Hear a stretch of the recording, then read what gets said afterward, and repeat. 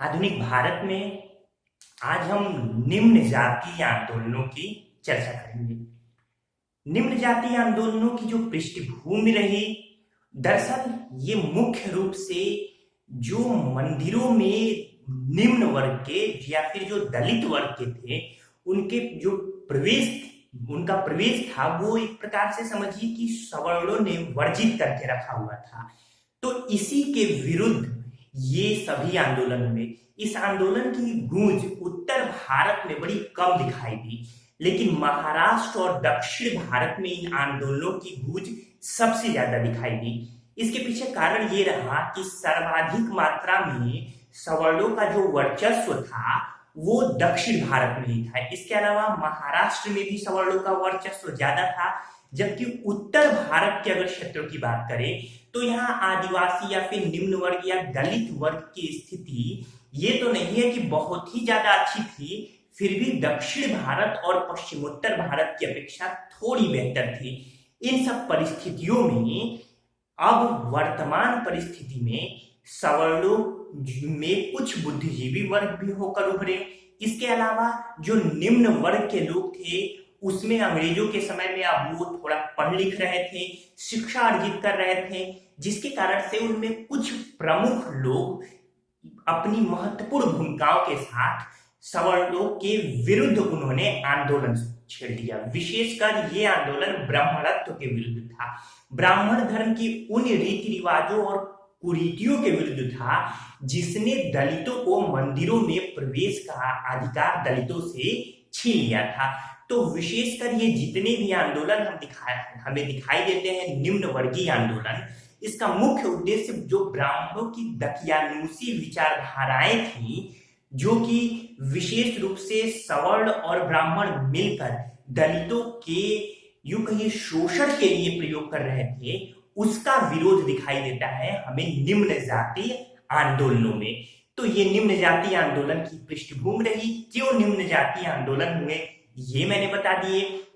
यकायक से ये आंदोलन नहीं हुए, ये आंदोलन धीरे धीरे, यानी उनका शोषण जब अंग्रेजों की नीतियां आई उससे पहले ही जो सामंत वर्ग था वो कृषकों का शोषण किया करता था। इसके अलावा जो कृषक मुख्य रूप से वही होते थे जो कि क्योंकि उन कृषकों के पास जिनके पास अपनी भूमि नहीं होती थी वो कहीं ना कहीं निम्न वर्ग से ही आ रहे होते थे, तो उनका भारी मात्रा में सामंत वर्ग शोषण किया करते थे। इसके अलावा जो अन्य धीरे धीरे जब मुगल सत्ता के बाद अंग्रेजों की सत्ता आई और जमींदारी व्यवस्था प्रगाढ़ रूप में हमें दिखाई देती है, तो जमींदारी व्यवस्था में भी उन निम्न वर्ग का, कृषकों का, इनका बहुत ज्यादा शोषण हुआ। इन्हीं शोषणों के विरुद्ध धीरे धीरे ये आवाज उठी निम्न जातीय आंदोलन के रूप में। तो ये निम्न जातीय आंदोलन क्यों शुरू हुआ, कैसे शुरू हुआ, क्या कारण रहे, ये मैंने आपको बता दिया। मुख्य परीक्षा में यहां से प्रश्न आते हैं, इसलिए मैं आपको पूरा कॉन्सेप्ट साथ साथ ही बता रहा हूं। तो आइए हम सबसे पहले कुछ प्रमुख निम्न जातीय आंदोलनों को देख लेते हैं जहां से परीक्षा में बारंबार प्रश्न पूछे जाते हैं आपके प्रारंभिक परीक्षा में। तो प्रारंभिक परीक्षा के जो प्रश्न होते हैं कि कौन सा निम्न जातीय आंदोलन किसने प्रारंभ किया, किस सन में प्रारंभ किया, कहां प्रारंभ किया, एक तो ये ऐसे प्रश्न पूछे जाते हैं। प्लस जो कि महत्वपूर्ण, जैसे ज्योतिबा फुले जी हैं, नारायण गुरु जी हैं, इन लोगों के बारे में भी कुछ महत्वपूर्ण बातें पूछ ली जाती है। तो आइए एक एक करके हम लोग यहाँ डिस्कस करते हैं। सबसे पहले निम्न जातीय आंदोलन, आप चाहे तो स्क्रीनशॉट ले सकते हैं। तो निम्न जातीय आंदोलन में आंदोलन और संस्थापक, तो सत्य शोधक समाज, ज्योतिबा फुले ने सत्य शोधक समाज की स्थापना 1873 में की थी, बंबई में की थी। ज्योतिबा फुले का पूरा नाम ज्योतिराव गोविंदराव फुले थे। इसमें किसी प्रकार में अपने मन में ये न रखिएगा कि ज्योतिबा फुले स्त्री है, वो एक पुरुष थे। पूरा नाम इनका ज्योतिराव गोविंदराव फुले। तो ये अक्सर पूछा जाता है सत्य शोधक समाज की स्थापना किसने की, याद रखिए ज्योतिबा फुले ने 1873 में मुंबई में की। अगला है अरुविपुरम आंदोलन। ये देखिए, इसको एझवा आंदोलन इसलिए कहते हैं क्योंकि ये एझवा जनजाति से संबंध रखता था, और अरुविपुरम आंदोलन इसलिए कहते हैं क्योंकि अरुविपुरम में नारायण गुरु जी ने शिव की प्रतिमा में प्राण प्रतिष्ठा स्थापित की थी। इसको सरल भाषा में यूं समझिए तो शिव की प्रतिमा अभीरपुरम में स्थापित की और ये सभी धर्मों के लिए, विशेषकर निम्न वर्गों के लिए, सभी धर्म न कहिए जातियों के लिए, यानी सभी हिंदू जातियों के लिए, विशेषकर निम्न वर्गों के लिए ये मंदिर के दरवाजे खोल दिए गए। तो इस तरीके से अरुविपुरम आंदोलन नारायण गुरु ने 1888 में केरल में यह आंदोलन चला था। श्री नारायण गुरु बड़े महत्वपूर्ण है, आगे भी मैं चर्चा करूंगा। फिलहाल याद रखिएगा, एजवा आंदोलन किसने प्रारंभ किया? नारायण गुरु। एजवा आंदोलन को ही अरुविपुरम आंदोलन कहते हैं। क्यों एजवा कहते हैं बता दिया मैंने। वो एजवा जनजातियां थी जिनका मंदिरों में प्रवेश वर्जित था, उनकी तो इनको लेकर यह आंदोलन चला था। इसके अलावा क्यों अरुविपुरम आंदोलन कहते हैं? क्योंकि वह स्थान था जहां नारायण गुरु जी ने शिव में प्राण प्रतिष्ठा स्थापित की थी। इसके बाद देखते हैं डिप्रेस्ड क्लास मिशन सोसाइटी। 1906 में बंबई में वी.आर. शिंदे, फिर से सुन लीजिए, 1906 में बंबई में वी.आर. शिंदे ने डिप्रेस्ड क्लास मिशन सोसाइटी की स्थापना की थी। इन्हीं के प्रयासों से 1918 में प्रथम अखिल भारतीय दलित वर्ग सम्मेलन हुआ था। याद रहेगा, प्रथम अखिल भारतीय दलित वर्ग सम्मेलन कब हुआ? 1918 में। किसके प्रयासों से? तो वी.आर. शिंदे के प्रयासों से। तो इसके बाद से ये 3 हो गए, बड़े महत्वपूर्ण हैं, ये सब पूछे जाते हैं प्रारंभिक परीक्षा के में आपके। अगला है बड़ा ही महत्वपूर्ण एक और, जितना देखिए सत्य शोधक समाज आपके लिए इंपॉर्टेंट है, एजवा आंदोलन इंपॉर्टेंट है, तीसरा जो सबसे इंपॉर्टेंट है वाइकोम सत्याग्रह। वाइकोम सत्याग्रह त्रावणकोर केरल में ये सत्याग्रह हुआ था। इसी सत्याग्रह के दौरान 1925 में महात्मा गांधी जी भी त्रावणकोर आए थे और त्रावणकोर के राजा से बात की थी कि निम्न जातियों के लिए मंदिरों में प्रवेश के द्वार खोल दिए जाए। हालांकि ट्रीटी हुई, बहुत ज्यादा इसका फर्क तो नहीं पड़ा, लेकिन कहीं ना कहीं अब कुछ स्तर पर ये आंदोलन सफल रहा, यानी कुछ स्तर पर निम्न जातियों के लिए कुछ शर्तों के साथ मंदिरों के पट खोले गए थे। तो वाइकोम आंदोलन अपने प्रयासों में सफल माना जा सकता है। वाइकोम आंदोलन एक मंदिर प्रवेश आंदोलन है। इसके जो प्रणेता रहे या संस्थापक रहे वे 2 लोग थे। कौन कौन? केपी केशव। केपी केशव को मेनन भी कहते हैं, तो केपी केशव मेनन और ईवी रामास्वामी नायकर। याद रहेगा, केपी केशव मेनन और ईवी रामास्वामी नायकर, ये रहे वाइकोम सत्याग्रह के प्रणेता। इसके बाद है गुरुवायूर आंदोलन। गुरुवायूर आंदोलन के प्रणेता के केलप्पन थे। 1931 से 36 तक ये आंदोलन केरल में चला था। इसके बाद से देखते हैं the all India depressed class federation. याद रखिएगा, डिप्रेस्ड क्लास से 3 नाम। पहला depressed class mission society, VR. Shinde ने स्थापना की थी। दूसरा the all India depressed class federation, doctor Bhimrao Ambedkar ने इसकी स्थापना की थी। और एक और है all India depressed class association, इसकी स्थापना महात्मा गांधी जी ने की थी। तो ये तीनों में फर्क आप जरूर ध्यान रखिएगा। आइए देखते हैं हम लोग फिर से।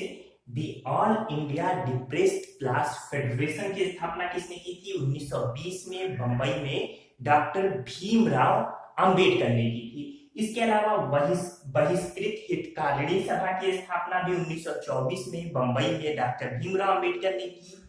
इसके अलावा समाज समता संघ, इसकी भी स्थापना 1927 में बंबई में डॉक्टर भीमराव अंबेडकर ने की थी। तो ये तीनों याद रखिएगा, डॉक्टर भीमराव अंबेडकर।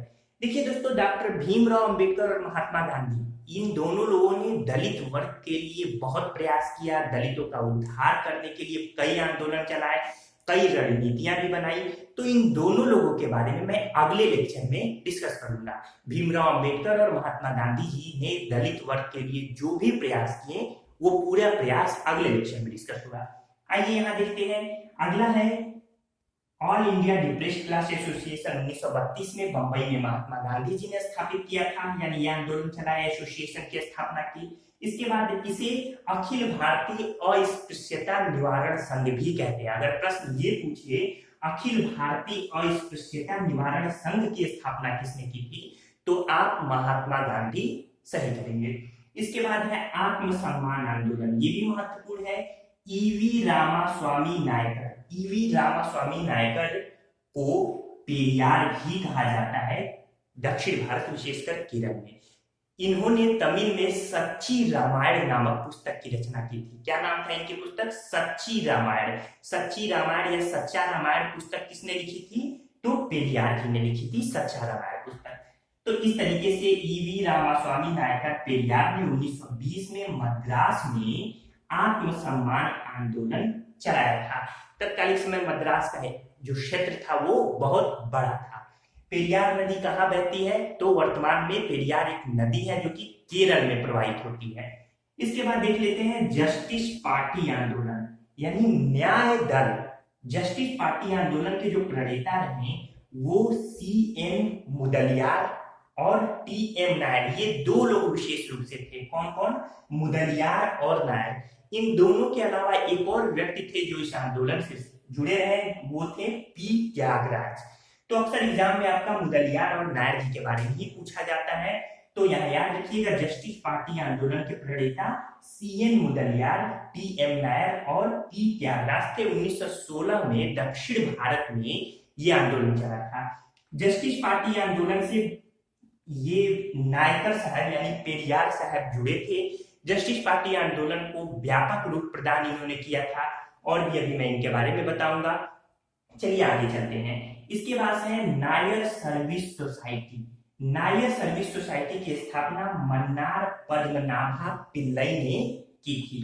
फिर से याद रखिए नायर सर्विस सोसाइटी मन्नार पद्मनाभा पिल्लई 1914 में मद्रास में यह स्थापना हुई।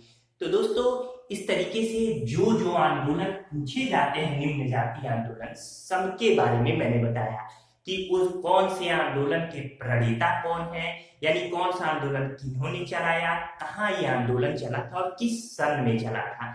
इतने पॉइंट आपको याद रखने होंगे आपके प्रारंभिक परीक्षाओं के लिए। 2-3 बार पढ़िए, प्रैक्टिस से खुद ब खुद समझ में आ जाएगा। तो मुझे उम्मीद है कि ये जो आंदोलन है ये आपको समझ में आए होंगे। दोस्तों आप अपनी पढ़ाई जारी रखिए, बेहतरीन तरीके से पढ़िए। पढ़ाई जो जैसे मैं ये निम्न जातीय आंदोलन मैंने आपको पढ़ा दिया, एक अच्छा विद्यार्थी क्या करेगा कि अपनी पुस्तक आधुनिक भारत की पुस्तक से इस टॉपिक को पढ़ेगा और ये करना ही चाहिए क्योंकि मुख्य परीक्षा अंततोगत्वा आपको देनी है। किताबों से अगर आप दूर हुए तो मुख्य परीक्षा में बड़ी दिक्कत होगी। लिखते कैसे हैं? कंटेंट, दिमाग में कंटेंट ही नहीं रहेंगे तो लिखेंगे कैसे मुख्य परीक्षा में? लोग अक्सर पूछते हैं कि मुख्य परीक्षा कैसे लिखे, स्किल क्या होनी चाहिए। अरे पहले दिमाग में कंटेंट तो रखिए, क्या लिखना है। अगर कोई प्रश्न पूछे और उसके बारे में आप कंटेंट ही नहीं जानते हैं तो ये BA BSc ग्रेजुएशन MA की पढ़ाई नहीं है। परीक्षा नहीं है कि जो मन करे सो लिख दे। यहाँ टू द पॉइंट लिखना होता है, 200 शब्द 250 शब्द में। जैसे अगर मुख्य परीक्षा में प्रश्न पूछे कि 19वीं शताब्दी में निम्न जातीय आंदोलन की क्या भूमिका रही, या भारतीय स्वतंत्रता संग्राम में, या यूं कहिए कि भारतीय परिदृश्य से निम्न जातीय आंदोलन की 19वीं शताब्दी में क्या भूमिका रही, तो आप कैसे लिख पाएंगे? क्या कारण रहे? निम्न जातीय आंदोलन के प्रारंभ होने के कारणों पर विचार प्रस्तुत कीजिए। मान लीजिए 5 नंबर का पूछ दिया, या फिर अगर थोड़ा बड़ा बनाए तो 20 मार्क्स यानी 20 नंबर का ये प्रश्न पूछ सकता है। तो आपके कंटेंट रहेंगे, पहले कॉन्सेप्ट रहेगा, क्यों वो प्रारंभ हुआ, क्या क्या कारण रहे। इसके अलावा ये पूरा आंदोलन किसने कब प्रारंभ किया, किताब से पढ़ेंगे और जानकारियां मिलेगी, तभी तो आप लिख पाएंगे, नहीं तो कहाँ से लिख पाएंगे। बाकी मैं पूरा डिटेल यहाँ बता ही रहा हूँ ताकि आपको प्रीलिम्स मुख्य दोनों परीक्षाओं के कॉन्सेप्ट मिले। सच तो यह है कि पढ़ाई जो होती है वो मुख्य परीक्षा की होती है। डिटेल पढ़िए, प्रीलिम्स के क्वेश्चंस खुद ब खुद उसमें से मिलते चले जाएंगे।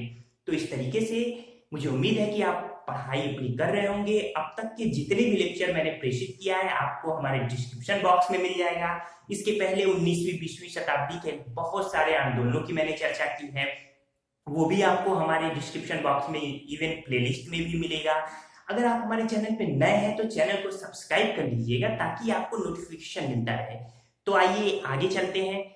उससे पहले मैं एक छोटी सी जानकारी दे दूं कि सामान्य हिंदी विशेषकर भारतीय साहित्य का इतिहास, इसके अलावा जितने व्याकरण हैं, वैसे तो सारी व्याकरण मैंने अपने रुद्र सिविल सर्विसेज इस चैनल जिस पे आप ये वीडियो देख रहे हैं इस पर भी दे रखा है। लेकिन अब एक दूसरा हमारा चैनल है जिसका लिंक आपको नीचे डिस्क्रिप्शन बॉक्स में मिलेगा, हिंदी साहित्य विद अतुल पांडे।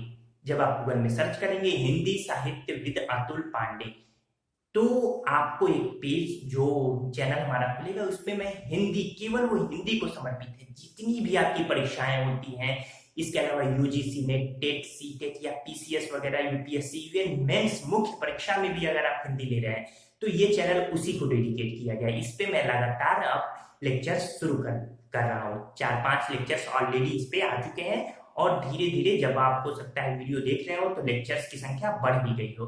तो ठीक है दोस्तों, आप हमारे उस चैनल पे जाइए और चैनल को सब्सक्राइब कर लीजिए ताकि नोटिफिकेशन आपको मिलता रहे और आप हिंदी की भी बेहतर तैयारी कॉन्सेप्चुअल में भी कर सके।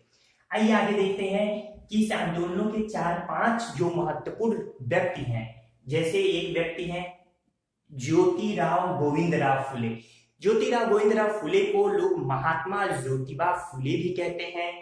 सत्य शोधक समाज की इन्होंने स्थापना की थी। 1827 में पुणे में एक माली परिवार में इनका जन्म हुआ था। इनके जीवन के 4 प्रेरणा स्रोत रहे। कौन कौन? एक शिवाजी महाराज, एक जॉर्ज वाशिंगटन, एक वासुदेव बलवंत फड़के और एक टॉमस पेन की पुस्तक राइट्स ऑफ मैन। याद रखिएगा, राइट्स ऑफ मैन। तो 4 इनके जीवन के प्रेरणा स्रोत कौन कौन रहे? शिवाजी, जॉर्ज वाशिंगटन, वासुदेव बलवंत फड़के और टॉमस पेन की पुस्तक राइट्स ऑफ मैन। इन्हीं चारों से इन्होंने प्रेरणा ली थी। 1851 में पुणे में एक विद्यालय खोला, दलित वर्ग के लिए विद्यालय था। 1872 में इनकी पुस्तक गुलामगिरी प्रकाशित हुई, इन्होंने लिखी। बड़ा महत्वपूर्ण है, पूछा जाता है गुलामगिरी पुस्तक की रचना किसने की थी? तो ज्योतिबा फुले ने की थी। इसमें ब्राह्मणों के प्रभुत्व को चुनौती दी गई। जो पुरोहित वर्ग था जिसने मंदिरों में प्रवेश से दलित वर्ग को रोक रखा था, तो ये पुरोहित वर्ग के खिलाफ किया गया एक आंदोलन था। इसके बाद से 1876 में पूना नगर पालिका के सदस्य बने। धीरे धीरे अब लोगों के बीच में, विशेषकर दलित वर्ग में, इनकी लोकप्रियता काफी बढ़ती गई। 1876 में पूना नगर पालिका के सदस्य बनने के बाद 1888 में लोग इन्हें महात्मा कहने लगे। तो इस तरीके से इनके पूरे प्रयास दलित वर्ग के लिए जारी रहे। काफी प्रयास किया इन्होंने। इन्हीं दौरान 28 नवंबर 1890 को इनकी मृत्यु हो गई। इन्होंने जो अपनी गुलामगिरी पुस्तक थी उसके अलावा भी कुछ महत्वपूर्ण पुस्तकों की रचना की है, जो कि सार्वजनिक धर्म सभा, ये तो पूछी ही जाती है कि सार्वजनिक धर्म सभा किसकी पुस्तक है। इसके अलावा धर्म तृतीय रत्न, इसके अलावा शिवाजी की जीवनी, ये 3 अन्य महत्वपूर्ण पुस्तकें हैं जिसकी रचना ज्योतिबा फुले या ज्योतिराव गोविंदराव फुले ने की थी। ये जो सत्य शोधक समाज है, इसकी सबसे बड़ी लोकप्रियता का कारण ये है कि दीन मित्र नामक समाचार पत्र द्वारा गांव गांव जाकर इसका प्रचार प्रसार किया गया और इस जो सत्य शोधक समाज के सदस्य थे वो गांव गांव जाकर सड़कों पर विभिन्न तमाशे किया करते थे। इस तरीके से दलित वर्ग को लगातार जागरूक किया करते थे। यही कारण है कि सत्य शोधक समाज बड़ी तेजी से लोकप्रिय हुआ। शंकरराव जाधव ने फुले के विचारों से प्रभावित होकर बहुजन समाज की स्थापना की। बहुजन समाज भी इन्हीं सब परिस्थितियों में था। ये भी दलित वर्ग के लिए था कि ताकि दलित वर्ग की सुरक्षा की जा सके। तो पूछा जाता है बहुजन समाज की स्थापना किसने की थी? तो शंकरराव जाधव ने की थी। तो इस तरीके से ये रहा सत्य शोधक समाज। अब 1-2-3 और महत्वपूर्ण व्यक्तित्व है। एक व्यक्तित्व है CN अन्नादुर्रे। CN अन्नादुर्रे 1968 में मुख्यमंत्री बने थे तमिलनाडु के। CN अन्नादुर्रे के बारे में देख लेते हैं। ये तंतुवाय जाति से संबंध रखते थे। 1944 में जस्टिस पार्टी का इन्होंने, देखिए जस्टिस पार्टी की ये जो स्थापना हुई थी, मुदलियार त्यागराज नायर और ये जो नायकर यानी पेरियार साहब थे, ये पेरियार साहब भी इस जस्टिस पार्टी में जुड़े हुए थे। इन्हीं के ये मित्र थे CN अन्नादुर्रे। तो CN अन्नादुर्रे ने 1944 में जस्टिस पार्टी का नाम बदलकर द्रविड़ कड़गम, कड़गम यानी संघ, तो द्रविड़ कड़गम रख दिया। लेकिन 1949 में द्रविड़ कड़गम का विभाजन हुआ। विभाजन होने के बाद अन्नादुर्रे ने अपनी पार्टी का नाम द्रविड़ मुन्नेत्र कड़गम रखा, यानी DMK, आप जानते होंगे, तो द्रविड़ मुन्नेत्र कड़गम रखा। मैंने पहले ही बताया कि 1968 में ये मुख्यमंत्री बने तमिलनाडु के, कौन? अन्नादुर्रे साहब। तो ये अन्नादुर्रे साहब के बारे में कुछ महत्वपूर्ण बातें रही। इसके बाद श्री नारायण गुरु के बारे में हम लोग देख लेते हैं। श्री नारायण गुरु जिन्होंने एजवा या अरुविपुरम आंदोलन की, यूं कहिए कि इन्होंने यह आंदोलन चलाया था। 1903 में इन्होंने नारायण धर्म परिपालन योगक्षेम नामक संस्था की स्थापना की, जिस संस्था के द्वारा दलित वर्ग का ये जो मंदिर है उनमें प्रवेश संभव हो सका। तो ये प्रश्न याद रखिएगा कि नारायण धर्म परिपालन योगक्षेम की स्थापना किसने की? 1903 में। इसका उद्देश्य क्या था? ताकि दलित वर्ग का मंदिरों में प्रवेश संभव हो सके। इनका एक बहुत पूर्ण स्टेटमेंट है, मानव के लिए एक धर्म, एक जाति और एक ईश्वर है। तो ये स्टेटमेंट याद रखिएगा कि किसने कहा था, मानव के लिए एक धर्म, एक जाति और एक ईश्वर है। लेकिन इससे भी ज्यादा महत्वपूर्ण इनके जो शिष्य थे, जिनका नाम अय्यप्पन राजराजन था, उन्होंने इनके जो स्टेटमेंट है इनके विपरीत एक स्टेटमेंट दिया। क्या? मानव का न कोई धर्म है, न कोई जाति है और न ही कोई ईश्वर है। दोनों स्टेटमेंट याद रखिएगा। किसने दिया था? उनके शिष्य अय्यप्पन राजराजन ने इसके विपरीत स्टेटमेंट कि मानव का न कोई धर्म है, न कोई जाति और न कोई ईश्वर है। तो ये रहे श्री नारायण गुरु। इसके बाद एक और देख लेते हैं हम लोग, साहू जी महाराज, कोल्हापुर के महाराज थे। कोल्हापुर यानी महाराष्ट्र में 1920 में दलित वर्ग के लिए राजकीय पदों में 50% आरक्षण की व्यवस्था इन्होंने की। पूछा जाता है कि कोल्हापुर के किस महाराज ने दलित वर्ग के लिए 50% आरक्षण की व्यवस्था की? तो किसने? साहू जी ने। याद रहेगा। तो इनका बड़ा ही योगदान रहा कोल्हापुर यानी महाराष्ट्र में दलित वर्ग के उत्थान के लिए। तो इस तरीके से जितने भी महत्वपूर्ण पॉइंट हो सकते थे वो मैंने आपको बताया। मैंने पहले ही कहा है कि डॉक्टर भीमराव अंबेडकर और महात्मा गांधी जी के बारे में जो दलित वर्ग के लिए उन्होंने प्रयास किए अगले लेक्चर में होगा, क्योंकि एक लेक्चर बड़ा लंबा हो जाएगा। इसके जाते जाते मैं आपको दो बातें यहाँ बता दूं। एक तो प्रजा मित्र मंडली, इन्हीं निम्न आंदोलनों में एक मित्र मंडली की स्थापना हुई थी। CR रेड्डी जी ने यह स्थापना की थी मद्रास में। तो याद रखिएगा, प्रजा मित्र मंडली की स्थापना किसने की? CR रेड्डी ने मद्रास में की थी। एक स्टेटमेंट और है, मैं आपसे वो प्रश्न पूछना चाहूंगा, आप कमेंट के माध्यम द्वारा हमें बताइए। यदि भगवान अस्पृश्यता को सहन करते हैं तो मैं उन्हें कभी भगवान नहीं मानूंगा। ये किसका वक्तव्य है? फिर से सुन लीजिए। यदि भगवान अस्पृश्यता को सहन करते हैं तो मैं उन्हें कभी भगवान नहीं मानूंगा। ये स्टेटमेंट किसका है? कमेंट के माध्यम द्वारा बताइए आप। देखिए, लगातार मैं कई वीडियोज में आपसे अंत में ऐसे प्रश्न पूछता हूं ताकि मैं ये जान सकूं कि आप कितने एक्टिव हैं हमारे प्लेटफॉर्म पे और आप क्या किताबों को पढ़ रहे हैं। क्योंकि अगर आप नहीं जानते, बिना किताब पढ़े ये कैसे कर पाएंगे? अगर जानते हैं तो बेहतर है। तो कमेंट माध्यम द्वारा जरूर बताइए। ठीक है दोस्तों, मुझे उम्मीद है कि आपको हमारा लेक्चर पसंद आया होगा। सबसे ज्यादा धन्यवाद कि आपने हमारा वीडियो पूरा देखा ताकि आपका कॉन्सेप्ट विकसित हो सके। क्योंकि आधी अधूरी होता क्या है, लोग आधे अधूरे छोड़ देते हैं, फिर ज्यादा इंटरेस्ट नहीं लेते। अगर आपको पढ़ना है, सीरियस स्टूडेंट है आप, तो हर एक लेक्चर को, पढ़ाई को, वीडियो को पूरा देखना चाहिए। ठीक है दोस्तों, अपना ध्यान रखिए। अगले लेक्चर के साथ हम बहुत जल्द आपके सामने होंगे। आपका बहुत बहुत धन्यवाद।